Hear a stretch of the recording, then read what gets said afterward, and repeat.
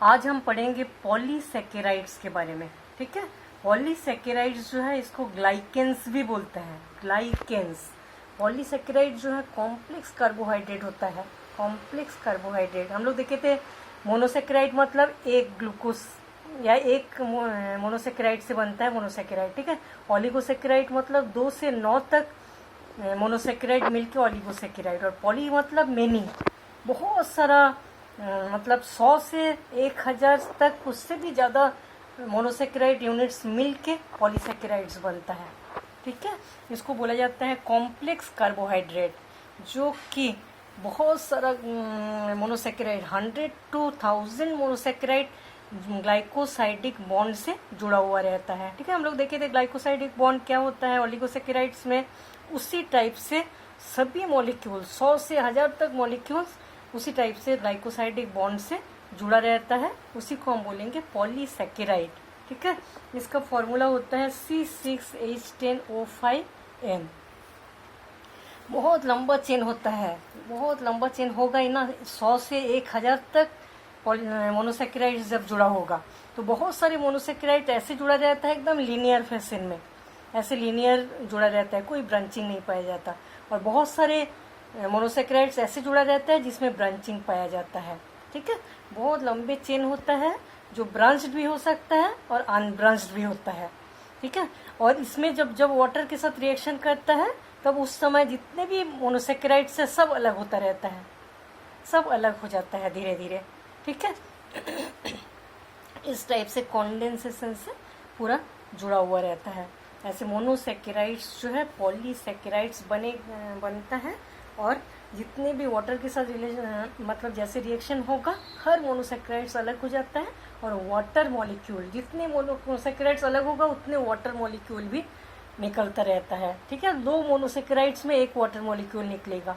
ऐसे ही 100 से 1000 मोनोसेकेराइड्स जब अलग होगा तो बहुत सारे वाटर मॉलिक्यूल्स निकलता है। पॉलीसेकेराइड्स जो है टेस्टलेस होता है, इसका कोई टेस्ट नहीं रहता, कलरलेस होता है। ठीक है, एमोर्फस सॉलिड्स, एमोर्फस सॉलिड्स मतलब एक की मतलब निश्चित कोई शेप साइज से जुड़ा नहीं रहता। ठीक है, इसको बोलेंगे एमोर्फस सॉलिड्स। तो इनसॉल्यूबल इन वाटर, वाटर में इनसॉल्यूबल होता है, अल्कोहल में सॉल्यूबल होता है, और ईथर में बहुत अच्छे से घुल जाता है।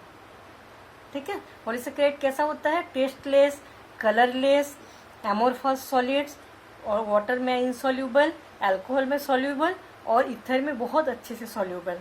ठीक है, कुछ पॉलीसेकेराइड्स ऐसा होता है जो कोलाइडल सॉल्यूशन बनाता है। ठीक है, कोलाइडल सॉल्यूशन मतलब बहुत अच्छे से घुलता नहीं है। ठीक है यार, इसका मॉलिक्यूलर वेट जो है बहुत ज़्यादा होता है, हाई मॉलिक्यूलर वेट वाला होता है, और बहुत जल्दी हाइड्रोलाइज होता है। जैसे ही वाटर के साथ रिएक्शन कर जुड़ेगा तो मोनोसेकेराइड्स के रूप में पॉलीसेकेराइड्स के हर मोनोसेकेराइड्स अलग हो जाता है। ठीक है, इसका पॉलीसेकेराइड्स ज़्यादातर क्या होता है एनिमल सेल में और प्लांट सेल में। जैसे एनिमल सेल में प्लाज्मा मेम्ब्रेन के बाहर का लेयर बनाने में हेल्प करता है। ठीक है, और प्लांट सेल में क्या करता है, सेल वॉल के फॉर्मेशन में हेल्प करता है। ठीक है, सेल वॉल फॉर्मेशन में हेल्प करता है। तो इसमें साइटोप्लाज्म जो रहता है सेल के अंदर, उस साइटोप्लाज्म के अंदर ये रहता है, लेकिन उसके साथ वाटर में इंसॉल्यूबल होता है, इसलिए साइटोप्लाज्म में ये घुलता नहीं है। साइटोप्लाज्म में ही ये रहता है लेकिन अलग अलग रहता है ये। ठीक है, क्योंकि वाटर में इनसॉल्यूबल होता है इसलिए। तो पॉलीसेकेराइड्स जब ब्रेक होता है तो एंजाइम की प्रेजेंस में होता है। ठीक है, एंजाइम की प्रेजेंस में बहुत सारे मोनोसेकेराइड्स पॉलीसेकेराइड से बनता है। अब हम देखेंगे types of polysaccharides. Polysaccharide structure के बेस पर, स्ट्रक्चर देखेंगे हम तो उसके बेस पर 2 टाइप के होते हैं, होमोपॉलीसेकेराइड्स और हेट्रोपॉलीसेकेराइड्स।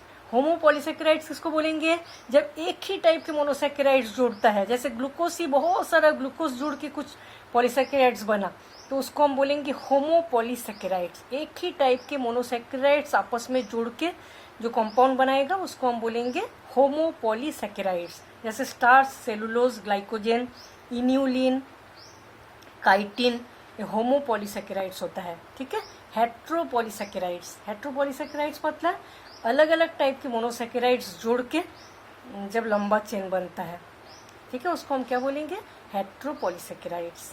ठीक है, दो या दो से ज़्यादा टाइप के मोनोसेकेराइड्स जुड़ के बनता है हेट्रोपॉलीसेकेराइड्स। इसका एग्जांपल है अगर अगर, पैक्टिन, काइटिन। ठीक है, काइटिन जो है हेट्रोपॉलीसेकेराइड्स होता है। तो food storage on the basis of function, structure के बेस पर दो टाइप के होते हैं, होमोपॉलीसेकेराइड्स और हेट्रोपॉलीसेकेराइड्स। ठीक है, और फंक्शन के बेस पर, ठीक है, फंक्शन मतलब कार्य के आधार पर दो टाइप के होते हैं, फूड स्टोरेज पॉलीसेकेराइड और structural polysaccharide. Food storage polysaccharide किसको बोलेंगे, जो फूड मटेरियल स्टोर किया जाता है। ठीक है, जैसे बहुत सारे ऑनियन, गार्लिक, बहुत सारी ट्यूबर, उसमें क्या होता है, फूड स्टोर किया हुआ रहता है। ठीक है, तो उसमें जो पॉलीसेकेराइड्स पाए जाते हैं उसको हम बोलेंगे फूड स्टोरेज पॉलीसेकेराइड। जैसे स्टार्च, ग्लाइकोजेन, इन्यूलिन के रूप में फूड स्टोर रहता है। और स्ट्रक्चरल पॉलीसेकेराइड्स का मतलब क्या होता है कि प्लांट्स एनिमल के स्ट्रक्चर बनने में हेल्प करता है पॉलीसेकेराइड्स। ठीक है, प्लांट्स एनिमल्स के स्ट्रक्चर जैसे सेलुलोज, काइटिन, म्यूकोपॉलीसेकेराइड्स, ये सब चीज़ें जो है स्ट्रक्चरल पॉलीसेकेराइड्स में आएगा। ये प्लांट्स एनिमल्स को स्ट्रॉन्ग बनाता है। हम लोग जानते हैं कि प्लांट का सेल वॉल जो है वो सेलुलोज का बना होता है। ठीक है, इस टाइप से हर सेल के जो स्ट्रक्चर मैकेनिकल स्ट्रॉन्ग करता है हर सेल को, स्ट्रक्चरल पॉलीसेकेराइड्स। ठीक है, फूड स्टोरेज पॉलीसेकेराइड्स क्या होता है, जो कि रिजर्व फूड मटेरियल के रूप में पाया जाता है। हम लोग जैसे प्लांट्स फोटोसिंथेसिस से फूड मटेरियल बनाते हैं, वो स्टार्च के रूप में कलेक्ट रहता है। ठीक है, स्टार्च एक पॉलीसेकेराइड्स है। तो जैसे ही मेटाबॉलिक एक्टिविटीज़ में काम आएगा वो फूड मटेरियल, तो वो वाटर के साथ रिएक्शन करके हर बहुत सारे मोनोसेकेराइड्स में अलग अलग हो जाएगा। ठीक है, तो इस टाइप का जो होता है इसको बोलेंगे फूड स्टोरेज पॉलीसेकेराइड्स, और मेटाबॉलिक एक्टिविटीज़ में काम आता है। Starch, glycogen, inulin. तो हम लोग सबसे पहले देखेंगे स्टार्च। स्टार्च जो है स्टोरेज कार्बोहाइड्रेट प्रोडक्ट होता है प्लांट्स का। प्लांट फोटोसिंथेसिस से कार्बोहाइड्रेट बनाता है, स्टार्च के रूप में उसको कलेक्ट रखता है। ठीक है, इसको बोला जाता है पॉलीमर ऑफ ग्लूकोज यूनिट्स।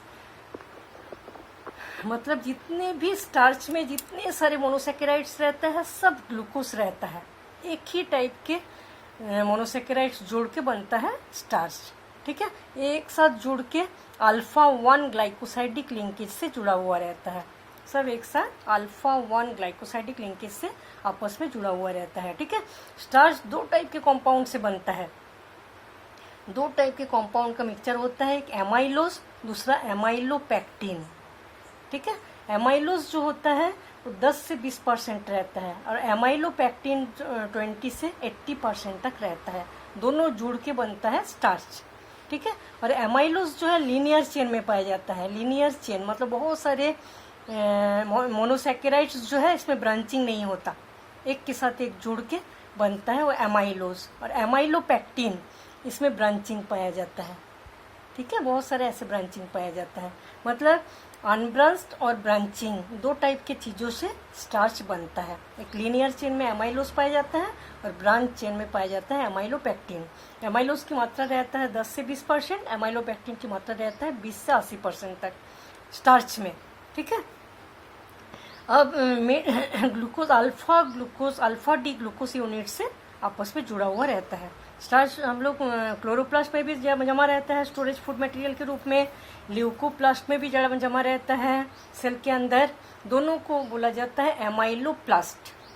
ठीक है, क्लोरोप्लास्ट के अंदर भी स्टार्च फूड मटेरियल जमा हुआ रहता है, ल्यूकोप्लास्ट के अंदर भी स्टार्च जमा रहता है स्टोरेज फूड मटेरियल के रूप में। इसको बोला जाता है एमाइलोप्लास्ट। तो ये जो स्टोर रहता है इसमें छोटे छोटे माइक्रोस्कोपिक ग्रेन्यूल के रूप में स्टार्च स्टोर रहता है। ठीक है, जिसको बोला जाता है स्टार्च ग्रेन। कुछ सेल के अंदर के छोटे छोटे जो क्लोरोप्लास्ट ल्यूकोप्लास्ट रहता है उसके अंदर कभी कभी एक ही स्टार्च ग्रेन पाया जाता है, जिसको बोला जाता है सिंपल स्टार्च ग्रेन। और कई बार ऐसा होता है कि क्लोरोप्लास्ट और ल्यूकोप्लास्ट के अंदर बहुत सारा स्टार्च ग्रेन पाया जाता है, जिसको बोला जाता है कॉम्पाउंड स्टार्च ग्रेन। ठीक है, और ये जो स्टार्च ग्रेन रहता है ये चारों तरफ सेलुलोज का कवर रहता है, इसके चारों तरफ सेलुलोज का लेयर रहता है। ठीक है, थिन लेयर सेलुलोज से घिरा हुआ रहता है। ये क्या हुआ, स्टार्च दो टाइप के कंपाउंड से बना होता है, एमाइलोज और एमाइलोपेक्टिन। ठीक है। अल्फा डी ग्लूकोस यूनिट्स से जुड़ा हुआ रहता है। स्टार्च क्लोरोप्लास्ट के अंदर भी स्टोर रहता है, ल्यूकोप्लास्ट के अंदर भी स्टोर रहता है, इसको बोला जाता है एमाइलोप्लास्ट, ठीक है। और माइक्रोस्कोपिक छोटे छोटे ग्रैन्यूल्स में स्टोर रहता है, उस ग्रैन्यूल्स को स्टार्च ग्रेन बोलते हैं। जब सिंगल ग्रैन्यूल्स पाया जाता है उसको सिंपल स्टार्च ग्रेन बोलते हैं, और जब बहुत सारा ग्रैन्यूल्स एक जगह इकट्ठा होकर स्टोर रहता है उसको कंपाउंड स्टार्च ग्रेन, ठीक है। और जो स्टार्च ग्रेन रहता है वो पतला और सेलुलोज के लेयर से ढका हुआ रहता है। तो किस में पाया जाता है स्टार्च? ज़्यादा से ज़्यादा राइस में, व्हीट में, बहुत सारे सीरियल्स में, ठीक है, जैसे ज्वार, बाजरा, मेज़, ये सब चीज़ों में पाया जाता है। पोटैटो, लेग्यूम्स मतलब दाल में, टोपियोका, बनाना, कॉर्न, और बहुत सारे प्लांट्स के सीड्स में स्टार्च जमा रहता है, बहुत सारे प्लांट्स के रूट्स में स्टार्च जमा रहता है, बहुत सारे प्लांट्स के ट्यूबर्स में भी स्टार्च फूड मटेरियल के रूप में जमा रहता है, ठीक है। स्टार्च को फूड मटेरियल के रूप में यूज़ किया जाता है। और बहुत सारे, जैसे हम लोग जानते हैं कि कपड़ा, फाइबर से जैसे कपड़ा बनता है, ठीक है, तो फाइबर से जब कपड़ा बनाया जाता है मिल में, उस समय इस फाइबर को स्टार्च से कोटिंग किया जाता है, ठीक है। स्टार्च से फाइबर को कोटिंग कर देने से क्या हो जाएगा? टूटता नहीं है। जब कपड़ा बुनते हैं उस समय टूटता नहीं है। उसकी क्वालिटी को इम्प्रूव करने के लिए स्टार्च का कोटिंग दिया जाता है, ठीक है। टेक्सटाइल फाइबर्स बनाने में यूज़ किया जाता है, और डेक्सट्रीन बनाने में यूज़ किया जाता है, ग्लूकोज, इथाइल अल्कोहल और स्टार्च नाइट्रेट, ये सब बनने में स्टार्च का यूज़ होता है, ठीक है। स्टार्च नाइट्रेट जो है एक्सप्लोसिव टाइप का यूज़ होता है, ठीक है। अब स्टार्च को 200 से 250 डिग्री सेंटीग्रेड में गर्म करने से बनता है डेक्सट्रीन। 200 से 250 डिग्री सेंटीग्रेड में स्टार्च को जब गर्म किया जाता है तो डेक्सट्रीन बनता है, ठीक है। उससे हायर टेम्परेचर में जब इसको गर्म किया जाता है, 250 डिग्री सेंटीग्रेड से ज़्यादा टेम्परेचर जब दिया जाता है तो क्या होता है? ये जल जाता है स्टार्च, ठीक है, और ब्लैक कलर का हो जाता है। स्टार्च जब वाटर के साथ रिएक्शन करता है, इसका जब हाइड्रोलाइसिस होता है तो मोल्टोज ग्लूकोज में मोल्टोज ग्लूकोज ये सब निकलता है, ठीक है। स्टार्च आयोडीन के साथ ब्लू कलर देते हैं, ठीक है। और जब इसको गर्म किया जाता है तो ब्लू कलर गायब हो जाता है, कलरलेस हो जाता है, लेकिन फिर इसको जब ठंडा किया जाता है तब ये फिर ब्लू कलर का हो जाता है, ठीक है। इस टाइप से स्टार्च जो है वो कंप्लीट होता है। अब हम देखेंगे ग्लाइकोजेन, ठीक है। ग्लाइकोजेन को बोला जाता है एनिमल स्टार्च, क्योंकि ये फूड मटेरियल जो ग्लाइकोजेन फूड मटेरियल के रूप में स्टोर रहता है एनिमल्स में। तो ग्लाइकोजेन जो होता है ब्रांच पॉलीमर ऑफ ग्लूकोज, मतलब बहुत सारे ग्लूकोज से ही बनता है ग्लाइकोजेन, लेकिन ब्रांचिंग पाया जाता है, ठीक है। Branch polymer of glucose store रहता है किसमें? मसल फाइबर में एंड लीवर में। एनिमल सेल के मसल फाइबर में और लीवर में ये ग्लाइकोजेन जो है स्टोर रहता है, ठीक है। ग्लाइकोजेन लीवर में क्या होता है? ग्लाइकोजेन ग्लूकोज में चेंज हो जाता है। ग्लाइकोजेन जो है लीवर में ग्लूकोज पे चेंज हो जाता है, ठीक है, और ब्लड के थ्रू हर टिश्यूज में सप्लाई होता है। ग्लाइकोजेन से ग्लूकोज बनता है और ब्लड से पूरे टिश्यूज में वो ग्लूकोज जो है वो सप्लाई हो जाता है, ठीक है। तो ब्लू ग्रीन एल्गी में, स्लाइम मोल्ड में, फंजाई में, बैक्टीरिया में भी ग्लाइकोजेन रिजर्व फूड मटेरियल के रूप में पाया जाता है, ठीक है। ब्लू ग्रीन एल्गी में, स्लाइम मोल्ड में, फंजाई में और बैक्टीरिया, ठीक है। इसमें अल्फा डी ग्लूकोज यूनिट रहता है। अल्फा डी ग्लूकोज यूनिट जोड़ने से मतलब हर जितने भी मोनोसेकेराइड रहता है वो ग्लूकोज होमो मोनोसेकेराइड्स होते हैं, होमो पॉलीसेकेराइड्स होता है, ठीक है। वाटर में सॉल्यूबल रहता है ग्लाइकोजेन वाटर में सॉल्यूबल रहता है। लीवर सेल में ग्लूकोज जो है वो ब्रेक हो जाता है, ठीक है। लीवर सेल में जाने के बाद ग्लूकोज ब्रेक हो जाता है। ये प्रोसेस को बोला जाता है ग्लाइकोजेनोलाइसिस, जो क्या करता है? कंट्रोल करता है ब्लड में ग्लूकोज के लेवल को कंट्रोल करता है ग्लाइकोजेनोलाइसिस प्रोसेस, ठीक है। तो ग्लूकोज हम लोग पढ़े थे कि स्टार्च जो है आयोडीन के साथ क्या देता है? ब्लू कलर, और ग्लाइकोजेन जो है आयोडीन के साथ रेड कलर देता है।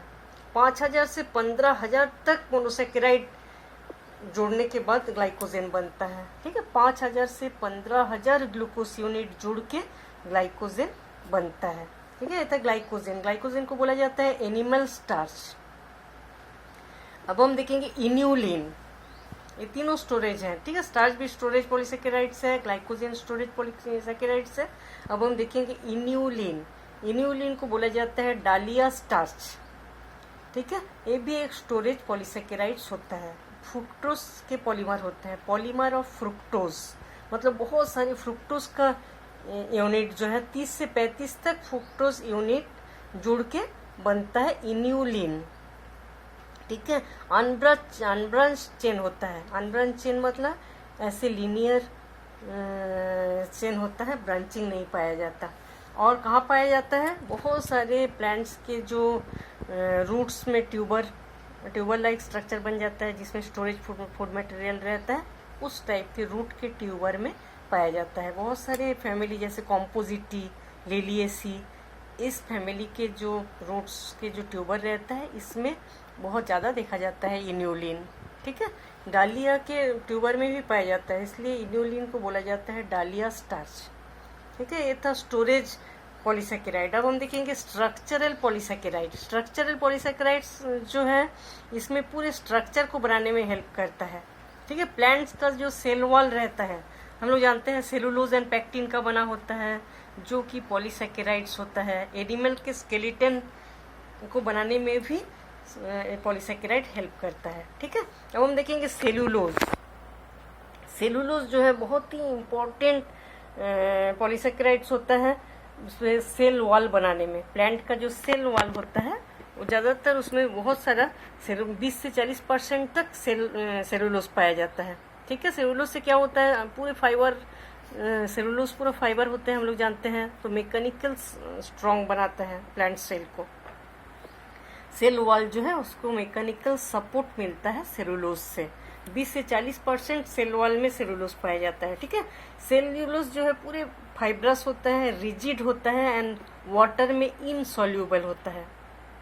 वुड जो रहता है, लकड़ी जो रहता है, लकड़ी के बीच वाला जो भाग रहता है, उसमें 20 से 50% सेलुलोज रहता है। सबसे ज़्यादा सेलुलोज अभी तक देखा गया है कॉटन फाइबर्स में। 90 से 95% फाइबर पाया जाता है, सेलुलोज पाया जाता है कॉटन में, ठीक है। तो ये भी ग्लूकोज के पॉलीमर होता है। ग्लूकोज के पॉलीमर मतलब होमोपॉलीसेकेराइड, ठीक है। अनब्रांच चेन पाया जाता है।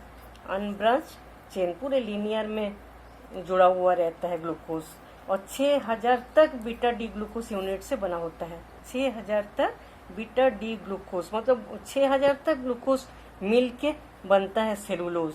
1,4 ग्लाइकोसाइडिक लिंकेज से जुड़ा हुआ रहता है, ठीक है। मतलब एक मोनोसेकेराइड दूसरे मोनोसेकेराइड से, एक मोनोसेकेराइड के 1 कार्बन से दूसरे मोनोसेकेराइड का 4 कार्बन, इस टाइप से पूरा जुड़ा रहता है। इसको हम बोलेंगे 1,4 ग्लाइकोसाइडिक लिंकेज। वाटर में इनसॉल्यूबल होता है सेलुलोज, और आर्टिफिशियल सेलुलोज होता है, उसको बोला जाता है रेयन, ठीक है। वो सॉल्यूबल सेलुलोज कोई सेलुलोज से ही बनाया जाता है, आर्टिफिशियल सेलुलोज, जिसको बोलेंगे हम रेयन। ह्यूमन बीइंग जो होता है सेलुलोज को डाइजेस्ट नहीं कर पाता है, ठीक है। क्यों नहीं कर पाता है? क्योंकि हाइड्रोलाइजिंग एंजाइम जो सेलुलोज को पाचन करने के लिए जो जरूरत होता है वो ह्यूमन बीइंग में नहीं पाया जाता। लेकिन हर्बीवोरस एनिमल जैसे काउ, गोट, रैबिट, उन लोग सेलुलोज को डाइजेस्ट कर लेते हैं। उनके जो एलिमेंट्री कैनल रहता है शरीर में, उस एलिमेंट्री कैनल में एक स्पेशल टाइप का ऑर्गन पाया जाता है, सीकम, बार्गीफॉर्म अपेंडिक्स और सैक्यूलस रोटंडस, ठीक है। हर्बीवोरस जो एनिमल्स होते हैं उनके एलिमेंट्री कैनल में एक स्पेशल टाइप का ऑर्गन पाया जाता है, जिसको सीकम, बार्गीफॉर्म अपेंडिक्स और सैक्यूलस रोटंडस बोला जाता है, ठीक है।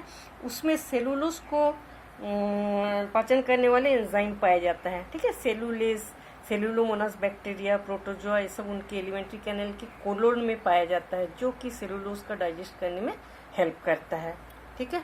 सेलुलोज जो है, सेलुलोज एसीटेट क्लॉथ इंडस्ट्री में यूज होता है। सेलुलोज नाइट्रेट एक्सप्लोसिव के रूप में, मतलब विस्फोटक चीजें बनाने के लिए यूज होता है, ठीक है। कार्बोक्सिल मिथाइल सेलुलोज जो कि यूज होता है कॉस्मेटिक बनाने में, आइसक्रीम बनाने में यूज होता है, ठीक है। ये था सेलुलोज। अब हम देखेंगे काइटिन। काइटिन जो है कॉम्प्लेक्स हेट्रोपॉलीसेकेराइड्स होता है, ठीक है। कॉम्प्लेक्स हेट्रोपॉलीसेकेराइड मतलब बहुत सारे मोनोसेकेराइड्स हैं जो कि अलग अलग टाइप के मोनोसेकेराइड्स जोड़ने से बनता है, इसलिए इसको बोलेंगे कॉम्प्लेक्स हेट्रो पॉलीसेकेराइड्स। ठीक है, इसको कॉम्प्लेक्स कार्बोहाइड्रेट भी बोला जाता है।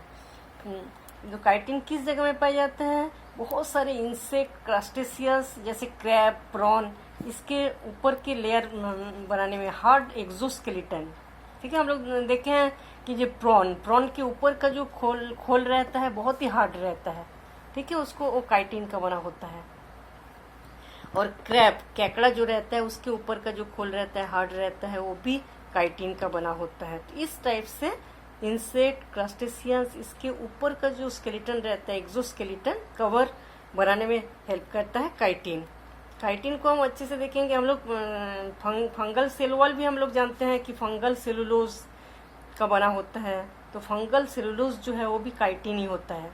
ठीक है, 100 से 1000 मतलब मोनोसेकेराइड्स जुड़ के बनता है काइटिन। काइटिन को हम लोग अच्छे से देखेंगे तो काइटिन बहुत ही सॉफ्ट होता है और लेदर जैसा होता है, लेदर ही होता है, लेकिन उसमें कैल्शियम कार्बोनेट और कुछ कुछ प्रोटीन उसके ऊपर जमा हो जाता है, इसलिए बहुत ज़्यादा हार्ड हो जाता है। ठीक है, काइटिन ऐसे सॉफ्ट एंड लेदर ही होता है, लेकिन उसके ऊपर कैल्शियम कार्बोनेट, प्रोटीन ये सब जमा होने के कारण ये बहुत ज़्यादा हार्ड होता है। और बहुत सारे इंसेक्ट, क्रस्टेशियस, इस सब का ऊपर का कवर जो है काइटिन का बना होता है। ठीक है, वाटर में इनसॉल्युबल होता है। फंगल सेलुलोज में जो फंगल का जो सेल वॉल रहता है उसमें जो काइटिन पाया जाता है उसको बोला जाता है फंगल सेलुलोज। ठीक है, वो होता है polymer 1,4 beta link chain of acetyl glucosamine का पॉलीमर होता है। ठीक है, काइटिन क्या होता है? एक पॉलीमर होता है 1,4 beta link chain of acetyl glucosamine का। अब हम देखेंगे म्यूकोपॉलीसैकेराइड्स।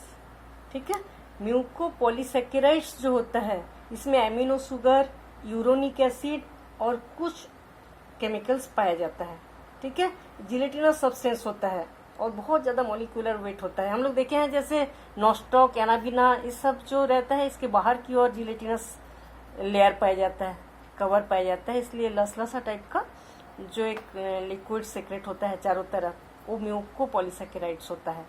ठीक है, जिलेटिनस सब्सटेंस होता है जिसका हाई मॉलिक्यूलर वेट होता है। ये पूरे स्लाइमी सब्सटेंस जो रहता है प्लांट्स में वही होता है म्यूकोपॉलीसैकेराइड। ठीक है, बैक्टीरिया के सेल वॉल में भी ऐसा देखा गया था, जिसको हम कैप्सूल बोलेंगे।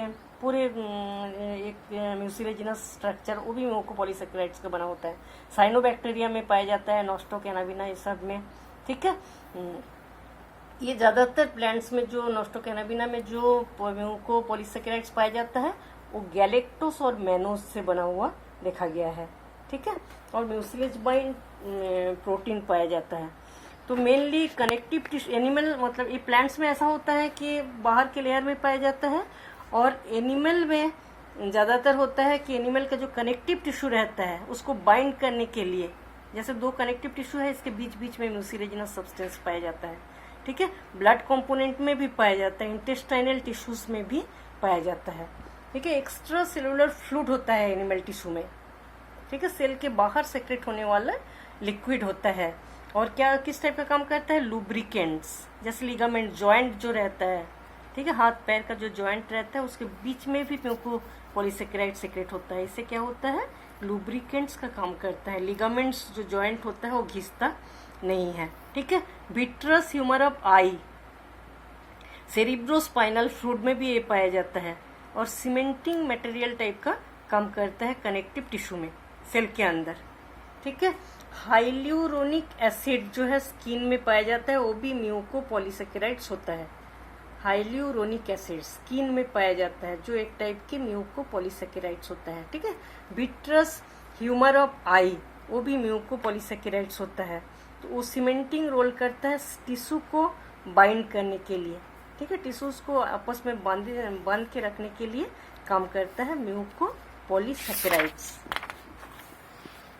ठीक है, कॉन्ड्रिडाइन सल्फेट, कॉन्ड्रिडाइन सल्फेट जो है कार्टिलेज में पाया जाता है, आई के कॉर्निया में पाया जाता है, हार्ट के जो बल्ब होता है उसमें भी म्यूकोपॉलीसैकेराइड्स पाया जाता है, जो कि स्ट्रेंथ और फ्लेक्सिबिलिटी उससे आता है। ठीक है, अगर अगर अगर अगर हम लोग जानते हैं कि बहुत से न्यूट्रिएंट मीडियम के रूप में काम करते हैं, उसको यूज़ किया जाता है, ठीक है। अगर अगर को जैसे बायोटेक्नोलॉजी में, इस सब में न्यूट्रिएंट मीडियम के रूप में हम लोग यूज़ करते हैं। गम, प्लांट से निकलने वाला जो गम होता है, ये सब म्यूकोपॉलीसेकेराइड्स होता है, ठीक है। गम में गैलेक्टोज, एरेबिनोज और जाइलोज शुगर पाया जाता है। और एक चीज़ है जैसे isabgol, husk of Plantago ओवेटा, isabgol का जो मतलब डाइजेशन के लिए इसबगुल को जो खाया जाता है, उसमें भी म्यूकोपॉलीसेकेराइड्स पाया जाता है। पानी में जैसे इसबगुल को घुलेंगे पूरे एकदम म्यूसिलेजिनस स्ट्रक्चर, मतलब ऐसा लगता है, तो इसबगुल जो है उसमें भी म्यूकोपॉलीसेकेराइड्स पाया जाता है, ठीक है। एलोवेरा, एलोवेरा के अंदर के जो लिक्विड रहता है उसमें भी म्यूकोपॉलीसेकेराइड्स पाया जाता है, ठीक है। वो मेडिसिनल प्रॉपर्टी रहता है उसका। अब हम देखेंगे function and importance of polysaccharides. तो पॉलीसेकेराइड्स क्या करता है, स्टोरेज, एनिमल में पॉलीसेकेराइड्स जो है स्टोरेज फूड मटेरियल के रूप में पाया जाता है, ठीक है। और उसमें जैसे प्लांट्स में म्यूकोपॉलीसेकेराइड्स जो है स्टोरेज फूड मटेरियल के रूप में पाए जाते हैं, और एनिमल में ग्लाइकोजन, लीवर, ये सब में पाया जाता है। मायोग्लोबिन मसल्स में पाया जाता है, ठीक है। और स्टार्च के बारे में हम लोग जानते हैं, स्टार्च जो है एक बहुत ही इंपॉर्टेंट पॉलीसेकेराइड्स होता है, जो कि प्लांट्स में स्टोरेज फूड प्रोडक्ट के रूप में पाया जाता है, ठीक है। सेलुलोज जो है प्रोटेक्टिव, सेल वॉल के चारों ओर सेलुलोज का कवरिंग पाया जाता है, मतलब प्रोटेक्ट करने के लिए यूज होता है, प्लांट सेल को प्रोटेक्ट करता है, ठीक है। मोटे सेल वॉल का प्लांट सेल बना होता है, जो कि पूरी सेलुलोज का बना हुआ होता है, ठीक है। कुछ एनिमल में जो काइटिन पाया जाता है, काइटिन के बारे में हम लोग पढ़े हैं, एक्सोस्केलेटन का काम करता है, मोटे मोटे कवर पाया जाता है। अगर अगर जो है न्यूट्रिएंट मीडियम के रूप में कल्चर में यूज़ किया जाता है। और बहुत सेलुलोज जो है इनडाइजेस्टिबल सब्सटेंस होता है, हेमोसेलुलोज, पैक्टिन, ये सब चीज़ें जो है रफेज फूड मटेरियल के रूप में पाया जाता है, ठीक है। इसको हम लोग पचा नहीं पाते हैं, डाइजेशन नहीं कर पाते हैं, लेकिन जो फूड मटेरियल रहता है उसके आगे बढ़ने के लिए यूज होता है सेलुलोज, ठीक है। In the peristaltic movement, digestive tract में पेरिस्टेल्टिक मूवमेंट के रूप में यूज होता है। पॉलीसेकेराइड्स जो है टेक्सटाइल में, फर्नीचर में, प्रिंटिंग में, बर्निश के रूप में, फिल्म इंडस्ट्रीज में, फाइबर्स जो है क्लॉथ बनाने में, रोप, रस्सी बनाने के लिए यूज होता है। स्टार्च को यूज किया जाता है अल्कोहल बनाने के लिए, ग्लूकोज बनाने के लिए। नाइट्रोसेलुलोज, सेलुलोज ट्राइनाइट्रेट, जो कि एक्सप्लोसिव सब्सटेंस के रूप में यूज किया जाता है, ठीक है।